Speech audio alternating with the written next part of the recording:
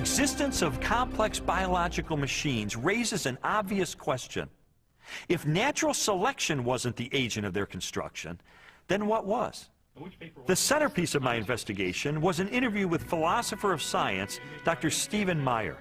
Meyer, who holds a PhD from Cambridge University, brought me face to face with the most efficient information processing system in the universe. The DNA molecule and its language of life. The discovery of the information-bearing properties of DNA and RNA is a fundamental challenge to all materialistic theories of the origin of life. Neo-Darwinism and its associated theories of chemical evolution and the like will not be able to survive the biology of the information age, the biology of the 21st century. Meyer's conclusions are based upon his understanding of the DNA molecule and the genetic instructions that are locked within the nucleus of living cells. In 1953, when Watson and Crick elucidated the structure of the DNA molecule, they discovered that DNA was a carrier of genetic information in the form of a 4-character digital code. That is to say that DNA functions like a software program, only more complex than anyone has ever created or devised. For a biological system to run and operate, it needs genetic information to build the proteins and protein machines that cause the cells to maintain their function. This information is stored in a precise arrangement of 4 chemicals that scientists represent with the letters A, C, T, and G.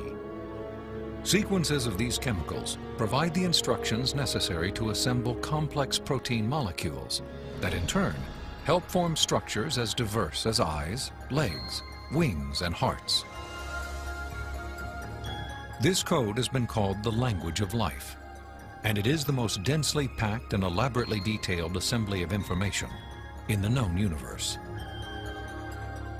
Geneticist Michael Denton has estimated that the amount of biological information necessary to build all of the proteins in all of the species of organisms that have ever existed on planet Earth could be held in a single teaspoon. And we'd still have room left over for all of the information contained in every book ever written. The more I learned about DNA, the more I understood the significance of what Stephen Meyer called the most fundamental question facing biology today. Where did the information in DNA come from? How did it arise in the first place? Well, lots of people have wanted to explain the origin of information by reference to the laws of physics and chemistry or by reference to the chemical properties of the constituent parts of the DNA. But that would be like saying that you could explain the information in this morning's New York Times headline by reference to the physics and chemistry of ink bonding to paper. There is a chemical explanation as to why the ink sticks to the paper, but that does not explain the way the ink got arranged to convey a message that could be understood by speakers of the English language.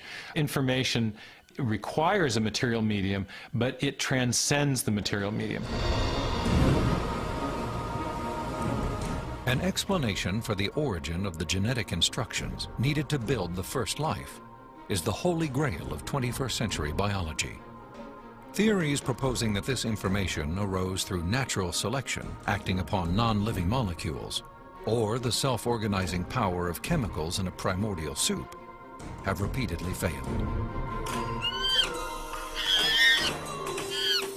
Even time and blind chance, the oft-invoked saviors of implausible biological scenarios, have fallen far short as accounts for the source of the instructions in DNA.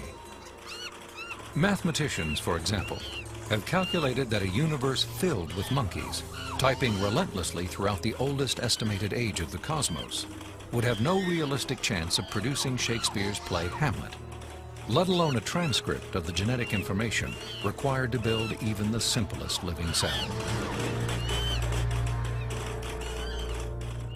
Based on our uniform and repeated experience, which is the basis of all scientific reasoning about the past, there is only one known cause for the origin of information, and that cause is intelligence. Whether we're looking at a hieroglyphic inscription, a section of text in a book, or a computer software, if you have information and you trace it back to its source, invariably you come to an intelligence. Therefore, when you find information inscribed along the backbone of the DNA molecule in the cell, the most rational inference, based on our repeated experience, is that an intelligence of some kind played a role in the origin of that information. The implications of the scientific evidence, coupled with Meyer's logic, are profound. If we are finding information inside every cell and every living creature, could that not be, in a sense, the signature of a creator?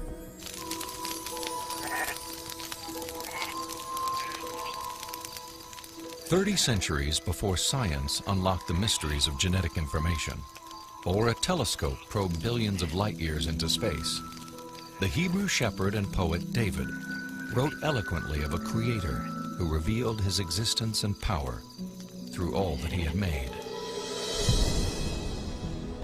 The heavens declare the glory of God. The skies proclaim the work of his hands. Day after day they pour forth speech. Night after night they proclaim knowledge. Their voice goes out into all the earth, their words to the end of the world." God himself is invisible.